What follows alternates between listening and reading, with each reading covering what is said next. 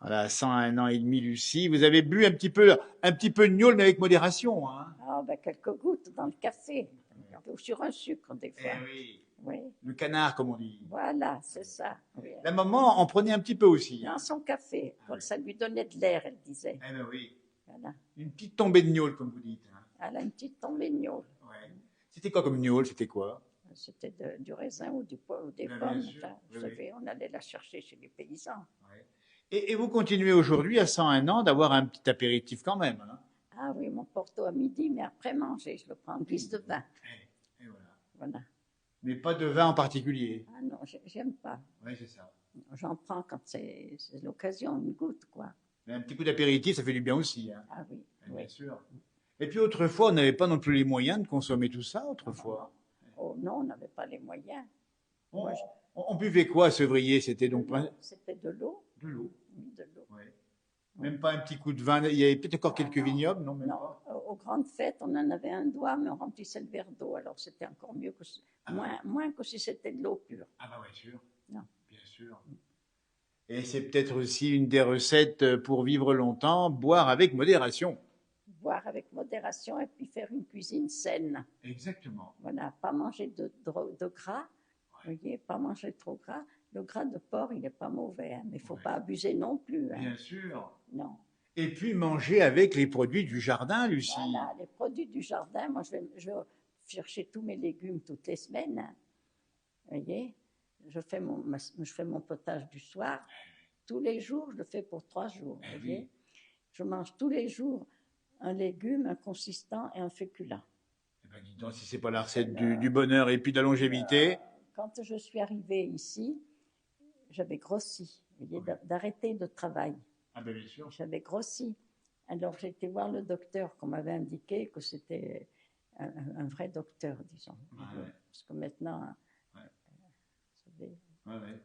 Alors lui, il a dit maintenant, si vous voulez, moi je vais bien vous soigner, mais c'est par phytothérapie. Et voilà. Voilà. Alors je dis d'accord. Alors il m'a dit voilà, le matin déjeuner, pas de beurre. Maintenant j'en prends, mais pas de beurre. Tant de pain, il n'y avait pas beaucoup. Et puis du thé ou du café. D'accord. Voilà. Ensuite, à midi, manger tous les jours un féculent, un consistant et un légume.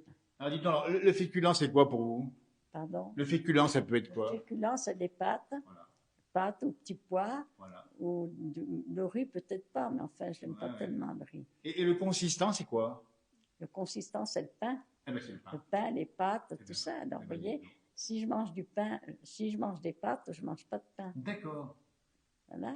Eh bien, dites donc, on va écouter tout ça avec beaucoup d'attention. Et j'ai réussi, je fais tous les jours. Il y a midi, je me suis fait des vinaigrettes, des poireaux en vinaigrette, avec de la purée et une escalope de veau. Eh bien, dites donc, vous avez un fin palais et vous avez de l'appétit surtout. Tous les jours, c'est une habitude que j'ai prise. Ça fait 23 ans depuis que je suis venue ici, que j'ai été voir le docteur qui est parti en retraite, mais qu'on communique avec sa maman. Et puis lui, il est venu encore le jour de l'an me souhaiter la bonne année. Mais ne changez rien, justement, c'est peut-être ça qui fait qu'on se sent bien, parce que, eh ben oui. Et je le dis à ma belle-fille, je dis, puis pas d'alcool, hein, je bois un peu, peut-être 2 doigts de vin quand tu n'as pas de porto, quand on est en ville, vous voyez, mais 2 doigts, pas plus. 2 doigts.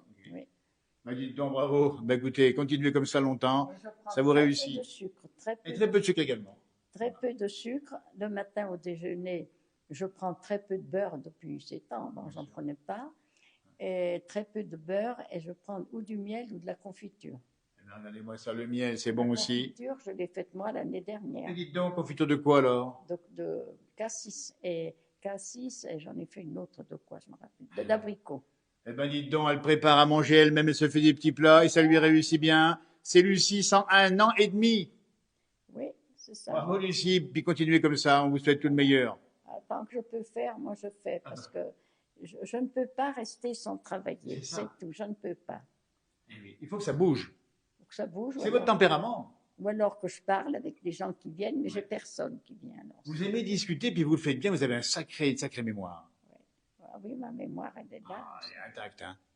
L'autre jour, j'étais voir ma sœur, et puis comme on s'était trompé de jour, de date, Alors, comme elle n'ouvrait pas son portail, Michel, mon fils qui était là, il m'a dit, tu sais son numéro de téléphone, on l'appelle.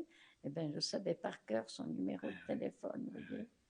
Eh ben, bravo, en tout cas, merci Lucie.